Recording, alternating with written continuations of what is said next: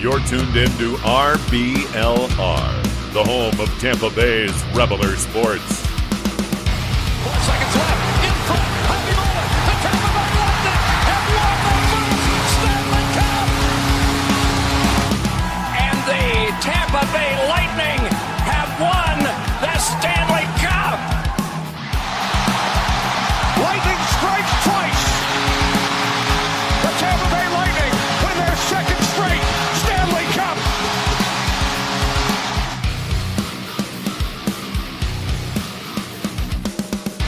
Hello, everybody, and welcome back to RBL Lightning. As always, my name is Jake Wilker. Alongside me, it's Joseph Carl. It's Matt Gannon. Guys, welcome back to the show. Another week of Lightning hockey to get to. We don't have that many left in the regular season. The playoffs are right around the corner. Should be a really fun show for everybody here. We got a lot of things to talk about. All the games we're going to recap. Look at our 3 stars. Look at the schedule ahead. What it means for the playoffs. But first and foremost, guys, how you doing today? Doing pretty well. You said a nice week of hockey that we had, and things are starting to get pretty intense. It feels like almost every game is a playoff game with the way these standings are going. It seems like the season has just flown by. It doesn't feel like there's like 5 or 6 games left in the season. It really feels like it started yesterday. Maybe not the greatest week of Lightning hockey I've ever seen, but it could always be worse. We collected a couple points. That's very true. It could always be worse. It could have gone 0-3. That's never a good thing. But it should be a lot of fun. We got to get into it all. And Joe, it's funny you mentioned these all feel like playoff games. I feel like that's like just the Atlantic Division, because the Atlantic Division, for whatever reason, is so tightly contested. Meanwhile, I can't wait to talk about it. Yeah, right. Let's get right into it, because we shouldn't wait too much. Welcome everybody in that's watching it with us live as well. Don't forget, drop your comments down below. We'd love to hear what you guys have to say. Join the conversation with us. But with that said, let's talk about this first game. Lightning versus the New York Islanders. Islanders, a team that are fighting for a wild card playoff spot right now. They need all the points they can get, but the Lightning look pretty good in this game. They win it 4-1. Oliver Bjorkstrand on the board, Jake Gensel, Victor Hedman, Nick Paul. Those are all your goal scorers. This is a game that I thought, guys, the Lightning looked pretty solid in. I think there's some people that would maybe disagree with me, but I thought overall this was a good game. See, I have the memory of a squirrel, and from everything that I can remember, I thought it was a pretty darn good game played by the Lightning. Like in pretty much every basic counting category, it seems like the Lightning, other than power play, of course, seemed like they got the edge on everything. Like from what I can remember in this game, I'm terrible at taking notes too. The Lightning, I wouldn't say they dominated it, but were in control of this game for a vast majority of it. It seemed just like the Lightning wanted it more, especially against a team fighting for their playoff lives, like the Islanders always seem to do. I thought the Lightning were a much better team. If there's anything I'm missing, what are people really griping about this game? Is there anything you saw, Joe? It looked to me like they had the game pretty well and under control. Vasi was playing outstanding. Cooch with he had an assist to Victor Hedman that I thought was absolutely hilarious, because he passed it to Hedman in the slot that was coming down with steam, and then he kept his stick at Kucherov kept his stick at like hip level and just kind of didn't re-engage in the play, as if he just knew that puck was going to score the second that it was received by Hedman. And then he had another outstanding assist to, was it Gensel on the back door. Playing really well. Let's see the shot differential. Islanders had 5 more shots than we did. Islanders really kind of needed to get these wins to still be in the playoff picture, but dropping that game, and then the way that, let's see, who is the Red Wings are playing, they just started falling down the standings, and for a team that should have been desperate, I thought Tampa handled them pretty well. Kucherov, 112 points he's at right now after all of these games that we're going to talk about this week. Only a couple behind McKinnon. That guy, it's just night in, night out. It is absolutely ridiculous what he does in every single game. He is really, really impressive at what he does. But yeah, I'm with you guys. I thought this was a solid game for the Bolts. You win 4-1. It's on the road as well, which is a spot the Lightning have kind of struggled with. We'll get into that more because unfortunately, this is the only win we have to talk about here today. But the road has been an issue for the Lightning. Look good in this game. So happy with the 2 points. You move on. But here's the big game. We talked about this last week. This is kind of the one we circled on the calendar, and that was against the Ottawa Senators because it's a potential playoff preview. If the Lightning are able to win first place in the division, which it's still possible, it's a little tougher now after these 2 games that they've lost, and Toronto's been playing very well, but still possible. Senators are a team they would play. They lose this one, guys, by a final score of 2-1. Now, unfortunately, because of the Florida State League baseball schedule, I'm starting to miss a couple of games, and I hate missing games. So I didn't get to see all of it, but from what I gathered, it's a 2-1 game. The Senators are still trying to secure their playoff spot. I didn't think this was an awful game from the Lightning. You're not going to win them all, but they kept it close. It was a hard-fought battle, and it does seem Ottawa, I don't want to say has our number, but I feel like these games we have a hard time playing the Ottawa Senators. I feel like. There's one thing I want to bring up with the standings, which is one of the things I was excited about. Because Ottawa keeps winning and Florida keeps losing, Ottawa's only 2 points behind the Panthers. So the division is anything but set in stone. Who knows, the way things can shake out. We could stay exactly where we're at and end up playing the Senators. We could jump the Maple Leafs and end up playing the Senators. We could jump the Maple Leafs and end up playing the Panthers, even though we have the lead in the division. So these games are pretty crazy. The way this division is stacking up. And I thought I loved the way that the Lightning played. They just got almost no puck luck whatsoever, and I thought that they handled the Senators pretty well. Just couldn't end up getting the tying goal. And I'm pretty confident the Lightning would have won if they had tied it. Yeah, and like the last game, I thought the Lightning were the better team throughout most of this game. Maybe a little sleepy to start the first period, but the power play let them down again. There wasn't really much doing there, but even strength, I thought the Lightning controlled the play for most of the game. And then the third period, I have to hand it to the Senators. They parked the bus. They did a really good job of limiting the chances that we could get, keeping us, out of the zone, everything, all the shots and passes to the outside. The Senators did a good job of shutting it down, and it wasn't a full-on goalie game, but we darn near got goalied by Linus Olmark. He had a really good game. There were some really close chances that he came up clutching. It's a bummer because, like you're saying, Jake, the Senators do kind of have our number a little bit. I was a little more optimistic going into this game because, it wasn't an afternoon game against Ottawa or a matinee game or anything. That's our real biggest weakness against Ottawa. So I thought we had a chance here, but yeah, I gotta hand it to Ottawa. They played a really good shutdown style of game. They got their goals early and then just parked the bus. Here's my thought process on the game too, though. If this is the kind of game that you show up against Ottawa in a playoff series, in a 7-game series, Ottawa's not going to win all these games. So I thought they played well, and it just unfortunately, like you kind of said, Joe, didn't get the puck luck that they needed to end up getting the win. Looking at the standings, by the way, you are right. Ottawa literally 2 points behind Florida, and they're only 4 points behind us. Now, we do have a game in hand on that as well, but the Atlantic Division, I mean, it really is just crazy how close the Atlantic Division is and how much it can change. So still a lot to play for the Lightning, and I do think home ice could be in. Now, I know the players and coaches will tell you this all the time that it doesn't matter. And a lot of the times you can kind of just throw every stat you look at from the regular season out the window once playoff starts because it really is a different beast. But I'll ask you this now because we're kind of on the topic here. Are you guys any bit concerned about the way the Lightning have played on the road? It does seem like that's been a little bit of a weaker point. Kind of makes sense. Usually teams are better at home.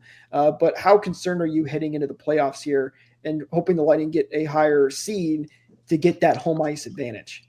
Like, it would be nice, but I'm not overly concerned about it. Like, this team, as cliche as it is and as overused as it is, make the playoffs and then figure out. Like, who cares, where you're seated, just make the playoffs and then figure it out. I don't think we're like the LA Kings where you're just completely dominant at home and then just useless on the road. Like, if you look at their home and away records, it's almost comical.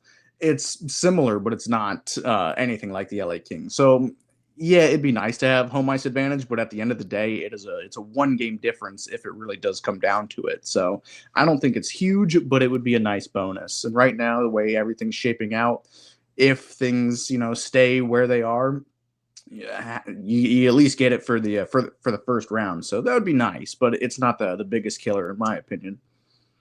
I mean, I kind of respectfully disagree. Tell me. I mean, if you look at the Kings, they really only have four less losses at home, so they're playing a little bit better than home than the Lightning. And then let's see, was it four more four more losses on the road? So they're just a little bit worse on the road than we are. I think it's still a problem where you got to get confidence so that it's not a thing going into the playoffs, right? So if they would have gone through this road trip and captured all 6 points out of it. Actually, is the road trip for? Is there Yeah. one more Three. game, tonight's game? So all 8 points out of this road trip, then you can definitely say that they're able to perform on the road, but they're not going to get another chance to have a road trip. So getting the monkey off the back before the playoffs start, so it's not a thing, I think is kind of important. And there's no doubt that the Lightning play really, really well at home in the playoffs as well with the atmosphere that we have here. So sorry about my dogs going nuts. So I mean, I think it's something that could lead to, if we end up playing someone like Ottawa, them getting a little bit of that home court advantage, and it might affect the Bolts. Your dogs clearly want the home ice advantage. I think they agree with you there. For anyone wondering, the record for the Lightning this year, 27-8-2 at home and 17-18-4 on the road. So, Matt, I'm normally with you in saying, like, listen, at the end of the day, it doesn't matter. You just need a ticket to the dance. And I think that this still holds partially true. But from what I've seen this year, I feel like home ice is a little more important than it normally is. Players and coaches aren't ever going to tell you that, but I would definitely like to get any home ice advantage that you can. Also, selfishly, I just want to see them play at Amalie Arena. But What'd you say? 17, 18, and 4 on the road? Is that the record? Correct. Yes. So 4 of those losses are coin flips. One of them at least is a shootout loss, and then the other 3 were 3-on-3 overtime losses. I forget exactly how it shakes out, but both of those scenarios are both coin flips. Like in the NHL, in the NHL playoffs, you don't have to deal with a shootout or 3-on-3 overtime. So that could go either way. Over the last couple of years, I don't think this team has notoriously been great in those specialty periods. So They're that's usually why actually not. You're right. So that's why I'm not overly concerned. That's a fair point, for sure. And it's the playoffs. The playoffs are a different beast. And Joe, you kind of pointed out there's a couple more road games. We'll see how they finish out here, especially against the Rangers. And I don't think they played bad against the Senators. And that's a game on the road. And even when you look at this game against the Buffalo Sabres, which the Lightning ended up losing 3-2 in a shootout. So this is one of those games included in those 4 extra time losses. The Lightning were right there in this game. They actually took a 2-1 lead in the second period, eventually surrendered it in the third on a power play goal to Buffalo. Jonas Johansson in net. He played a very good game in this one, I think, guys. But another game that was close. Lightning probably should have won it, but just aren't able to pull it out. They have clinched by this scenario, or by this time, guys, because Lightning had a chance to clinch against the Senators. They couldn't do it. But then due to the Rangers loss to the Devils, the Lightning officially clinched their playoff spot. You never want to say that has anything to do with it, and you think the Lightning are playing for seeding right now, but maybe sometimes there's a little bit of a factor. But a 3-2 loss, still thought they played pretty decent. I am a little concerned about the power play, though, because it was 0 for 3 in this game as well. And, man, the power play seems to have such big hot and cold streaks. Yeah, I mean, I don't know. The team kind of played like they secured a playoff spot 3 hours before the game, in my opinion. I thought Buffalo was the better team throughout most of this game, too. And you have to also attribute it to the yearly, once Buffalo's way too far out to make the playoffs, surge to screw up their draft pick. I mean, Buffalo just really turns it on at the end of the season, at the start and at the end of the season. But from November till March, they're just trash. So Buffalo fans just need to tell their team that they've been eliminated a lot sooner than they actually are. Right, and they're still not even technically eliminated, I don't think. So like they're playing real. They're not, and they've been playing really good. I'm not even just joking either. Like they put a beating on the Capitals. I think it was like 8-5 or something. They've beat a lot of teams recently. You're right; they're not eliminated. Yeah, like there's still a snowball's chance that they make it, but I wouldn't be expecting it. But yeah, Buffalo. No, sorry.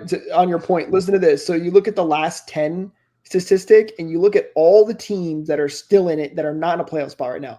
Rangers are 4-5-1. Detroit is 5-4-1. New York Islanders 4-4-2. Columbus 3-6-1. And then Buffalo 7-3-0. They are by far the best team still in the playoff hunt right now in their last 10. That is crazy. I mean, I'd love to see them in the playoffs. Genuinely, I would. That the Buffalo is one of the teams that I like halfway cheer for. I like maybe out of pity, but yeah, for whatever reason, they turn it on when it's way too late. And I guess it's not too late yet, but it's almost too late. Too late. Yeah. I will say in this game that we did get some pretty good performance out of Johansson in net. He faced 38 shots, ended up having a .947 save percentage, and then, obviously it, like you said, it's kind of a coin flip once you get to a shootout, and unfortunately he ended on the opposite side of it. But he played a pretty solid game for the Lightning. However, I still kind of feel that we may have gotten the win if Vasi was in net. Well, when you give up 38 shots for 38-24, and you're putting that much strain on your goaltender, like it's gonna happen. And you are right though, Joe, too, because that's how good Vasilevsky is, that even when Johansson's playing good and had a really nice game and you don't even put too much blame on him, Vasi's just that good that he does probably give you a chance to win no matter what is going on for the team. So there's a lot of little things in this game. They didn't get the win. They clinched. It wasn't Vasi in net, even though Johansson did play well. Power play also wasn't great. The question again, and I feel like we've said this the last couple of years, and I feel like they can, but can the Lightning put it all together when the playoffs start? I think overall, maybe not taking out this week especially, but the last 2 weeks, they've been playing very good hockey for the most part, especially when they hit that winning streak. I think they played well this week. Also just maybe in this Sabres game they kind of dropped the ball, but I thought they really outplayed the Senators and just didn't end up getting the points out of it that they deserved. Yeah, just kind of faltered just a little bit, but overall they've been playing very good hockey as of late. So you expect once the playoffs start, if they continue playing like this, they would win 7-game series. And that's the one nice thing about hockey, right? It's not just one bad game and you're screwed and your season is over. There's 7 games. You got to win 4 of them you got to win 4 of them to move on to the next round. So still overall, I don't have too much concern. Maybe the power play just a little bit because it's so weird how streaky it is. You guys have any concern over the power play, or is that just me? Not about the power play, but I am maybe not even concerned, but just questioning what makes this team so streaky, because like from the start of the season, it's like, man, I mean, what are we going to do? Are we going to make the playoffs? And then the next week, it's like, I don't think we're ever going to lose again. Like, this team looks incredible. And then, wash, rinse, and repeat. So that's my biggest concern is, can they, keep a hot streak going? And I think the worst this year ever got was 4 losses in a row, I want to say, which, that will turn into a sweep in the playoffs. But, I mean, they put together 8 last month or 2 months ago, whenever that was. So I think that's the second time they did it in the season too, right? Maybe, but their highs are really high and their lows are low, but not low enough to offset the highs. So I think this team is ready to make a deep run. It just depends, where all the cards fall. Yeah, I agree, and they've got enough experience where they're not coming into the playoffs kind of gun shy and not knowing what to expect, and enough of these guys will almost take time off, if you will. They'll, kind of not have great games and get streaky, but the team overall seems to do well enough to make it to the playoffs. And then this team is a completely different animal once the playoffs start. So from the power play standpoint, though, I thought it looked pretty good against the Senators, to be honest. Again, they just didn't get puck luck. They even changed which side Kucherov was operating from, trying to build in those other dynamic looks. And I mean, this power play has been pretty much the same thing the entire season, and with that, teams know how to defend it. So getting a couple different looks at it, I think, is a good thing coming up into the playoffs. The power play is definitely going to be key, though, if they can keep drawing penalties, especially with the plays that they've been. How many breakaways did this team have in the last 3 games? I mean, not all of them were finished, but so many breakaways. And when you're able to get behind the defense, that means you probably have a pretty good chance of generating more power play opportunities too, as they get desperate to either hold or hook in order to stop that chance. And if they can get the power play running, then I think they'll be in really good shape. We know what the PK can do. Another thing that I find solace in too is the power plays tend to go away in the playoffs too. Like, I mean, not completely. You still have to rely on it. It'd be great if you can score power play goals, but the majority of the game throughout the entire season is played 5-on-5. So the 5-on-5 is not the issue in my opinion. Yeah, there's some things every team needs to clean up, but again, the power plays get slimmer and slimmer in the playoffs the deeper you go. So, and honestly, it's not quite as bad as, I can't remember, was it last year or 2 years ago where all the shorthanded goals were going in, but we are back at the top of the league in shorthanded goals allowed. We're tied with the Boston Bruins with 12, which is a pretty high number considering the third place team has 8. So not a great look. So I'd love for them to tidy up a bit on the power play. But again, it's not the biggest concern of mine come playoffs. The Lightning and shorthanded goals. What is it with them? It's the shorthanded goals. It does happen a lot. I'll say this. I think this is one of the best teams. Like, I'm most excited for these playoffs since like the years they won the cups. Like, I think this team is better than in 2 years past. So I think they've got a really good shot. I think they can beat a lot of teams. I don't think these first 2 rounds are going to be easy. I don't like any of the draws that they have for potential first round matchups. I'm not thrilled by any of them, but I do think this team's got a lot of potential for the postseason. I think they will absolutely be ready. I think it's too late too, but I like the approach that Florida is taking and losing just every game in hopes to try and play the Capitals right now. Because I mean, the Capitals have been really good all season, but they are really, really starting to falter. I would love to be the wild card too right now. That'd be great. Something Ovechkin. That's pretty much what the Capitals in Ovi's record-breaking goal that he scored. That was the only goal Washington scored. They lost the Islanders 4-1 in that game. Because the game was over at that point. They had a 23-minute hiatus after the goal was scored. Was it 23 minutes? I timed it because I was one of my buddies and I were talking. He said that they're supposed to be allotted like 7.5 minutes. Yeah. I saw it, I'm like, that is ridiculous to stop a game for 7.5 minutes to do a presentation. Wait till the intermission, wait till the start of the next game or something. I just didn't like stop an entire game. And it was like almost directly in the middle of the second period. So they stopped for 23 minutes, and then of course the Capitals didn't get it going again. You know, that was their whole game. Lame. They should be better. The bottom line is it's time to gear up for the Lightning playoffs. And you can do that by heading over to shop.rblrsports.com. We got some awesome team-inspired merch over there for you guys. Lightning, Rays, Bucks, Rowdies, Sun, you name it, we got it. Again, that is shop.rblrsports.com. And you guys can use code BOLTS to get 10% off your orders. So get over there, gear up for the playoffs. It's right around the corner. We've only got, 2 weeks left, I think it is. We're very close is the bottom line, and I'm ready to go. It is 2 weeks officially, so it's right around the corner. All right, let's look at our 3 stars of the week this week, guys. It's the Nikita Kucherov 3 stars of the week, essentially, is what we're going to go with. But a lot of guys did play some good games despite the losses. Starting with our number 3 star. He has returned. He is back, and I've loved every second of watching him play in a Lightning uniform. It's just right. This is where he belongs, guys. 3rd star of the week, Yanni Gourde. Well-deserved 3rd star of the week. He's been running around out there 24/7, throwing hits, making plays. I've loved him with Oliver Bjorkstrand as well. So Yanni Gourde gets the 3rd star of the week.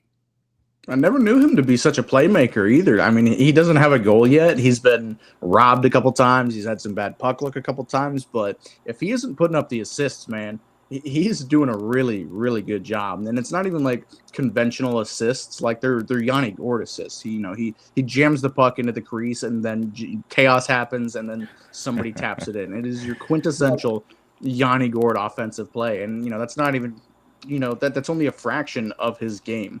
There's a reason why every, gritty kind of player that came into the organization after he left, you're like, yeah, he plays a little bit like Yanni Gourde because he's just such a one-of-a-kind player. I mean, again, the stats might not look great. I think he's got 10 assists since he's been back, but dude, I mean, he just plays relentless. We all know how he plays, and he just does it every single night, and it's paying dividends. You can complain about the price we paid for him in Bjorkstrand, but right now it seems perfectly worth it. I mean, that's well said. I don't think there's much more to add than what you already have put in. I mean, he had 2 shots in the Islanders game, 3 shots in the Ottawa one. The Ottawa one, he got completely robbed of a goal, and he's been out there just creating chaos and generating opportunities. So what more could you ask out of the guy?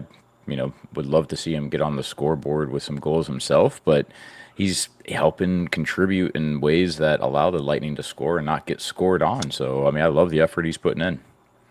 He's just saving that goal for when the Islanders somehow sneak into the playoffs and then he scores a huge one against them to get them eliminated. That's what I'm banking on here. But yeah, Gourde has been great. He gets a 3rd star of the week. Well-deserved. Welcome back, Yanni Gourde. Our number 2 star of the week, though, is a guy who is heating up at the right time. We said it last week, and he's continued to stay hot. That was our big thing. Can he continue to stay hot as we get closer and closer to the playoffs?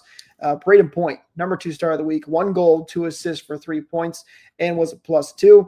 Great stuff from him as always. And with Pointer, I feel like in the last couple of weeks we've seen him exhibit his speed a lot more than maybe a month or so ago, and who knows, maybe it's just like a personal opinion, and what I'm saying isn't accurate, or maybe he was had like a little thing bothering him, but I feel like he's jumping defensemen so quick right now when he's got the puck and skating so fast that it makes a huge difference. And you saw that again with some of the breakaways that he got, and he was able to split the D a couple of times just from catching them a little bit flat-footed. And if he can push back the defense on his entries, it opens up everyone else to come in as a trailer, and he's doing a really, really solid job of that right now. Yeah, his greatest skill is his speed. It's no secret, and like you were saying, Joe, a couple weeks ago, it just wasn't really clicking for him. He was going through a pretty heinous drought in his for his standards. And in this Ottawa game, there was one play where he was just a half stride away from having just a breakaway from the blue line in. It was well defended by the Ottawa defenseman, but you're really starting to see him just stretch his legs and use his best asset to better the team. So a guy who I think this is his 3rd consecutive week on the Stars list. So just catching fire at the right time. So hopefully he can keep it up come playoffs, because he is a playoff player. He really is.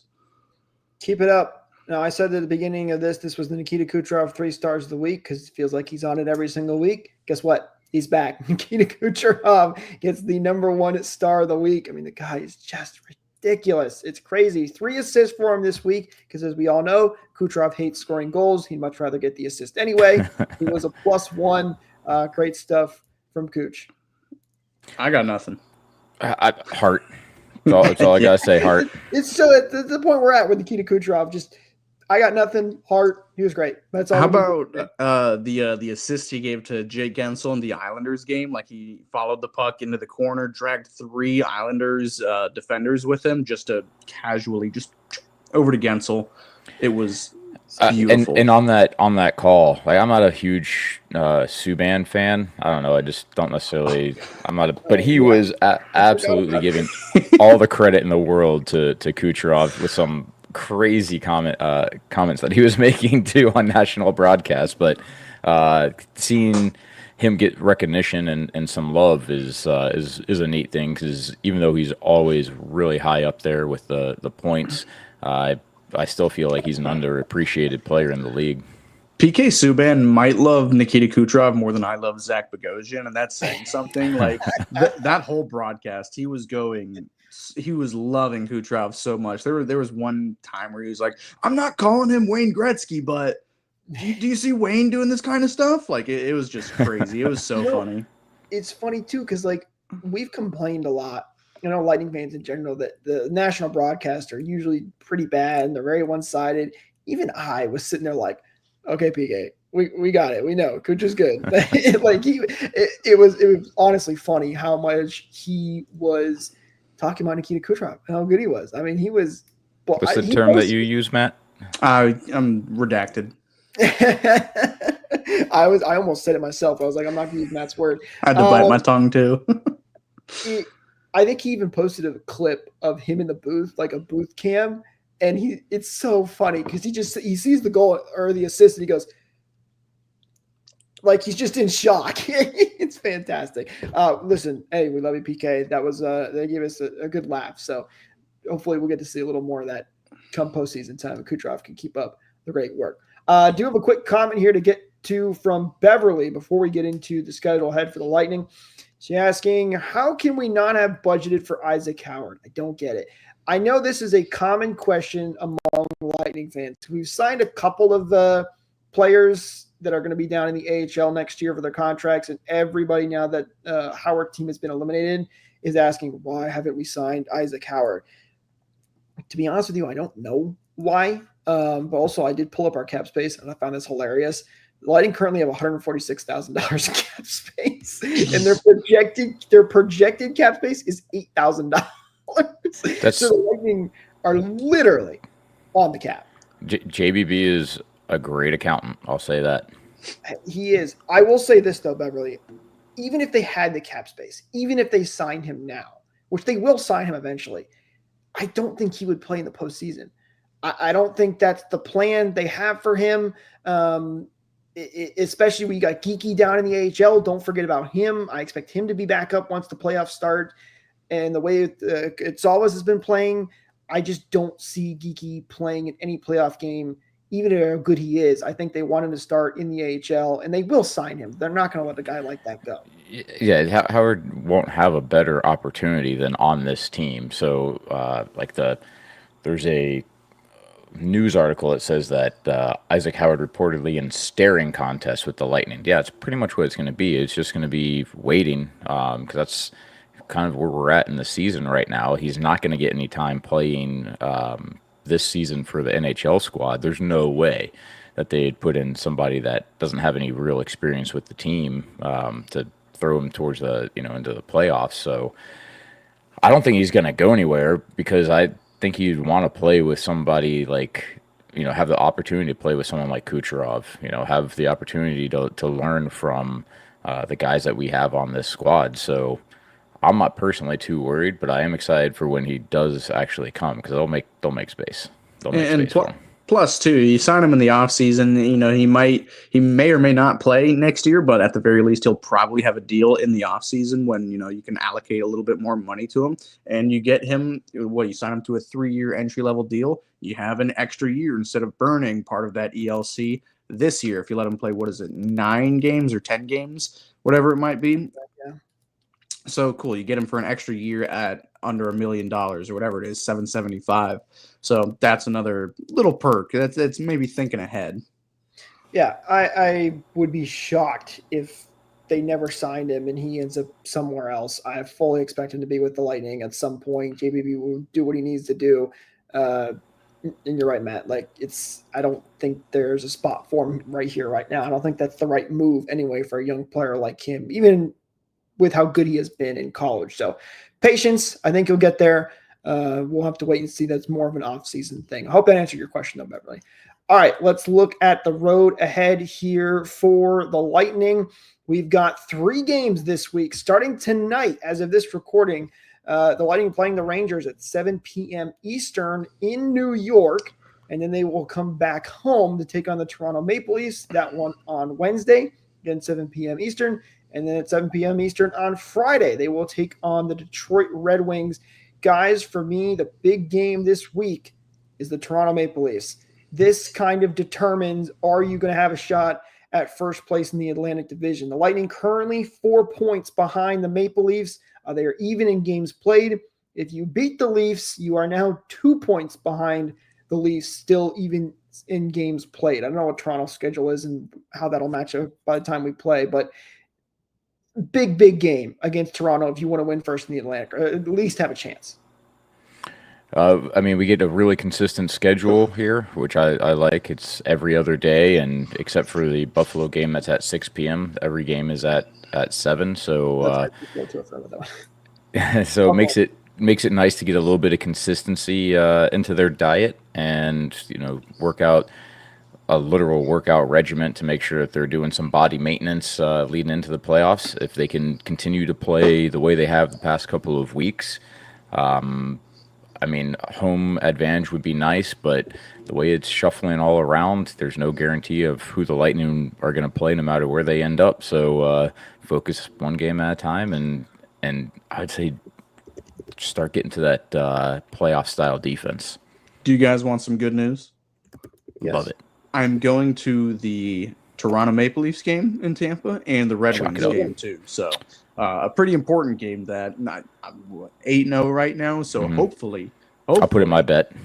Thank you. We'll take the over. I will not put in my bet because that'll probably counter your good luck. So yeah, Jake, don't you dare place a wager. I'm going to bet on the Leafs. It's like a unstoppable force versus an immovable object. Yeah, right. Well, maybe if I bet on the Leafs, that'll double our chances. Yeah, there you go. I don't know. Could you sleep at night if you did that? No, I don't think I could. but I'm willing to make the sacrifice if it means we win the Atlantic. So Team player. that's the big game for the Lightning. They are going to have 4 home games here in this stretch. They have one against the Panthers on Tuesday, but that'll be next week. But 4 home games, 2 road games left in the season, majority at home, which helps the Lightning when racing for this Atlantic spot because they are better at home than they have been on the road.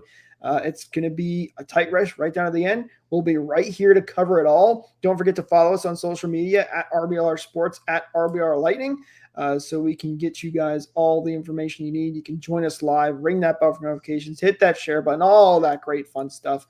But guys, I think that's going to do it for us in this episode, unless we don't have anything else to hit on and miss anything, correct? Let's get to our TVs before this game starts. It's time for the Lightning versus Rangers. Hopefully we get a big win to talk about next week. That's going to do it for us in this episode, guys. Thank you so much for tuning in, and we'll talk to you next time.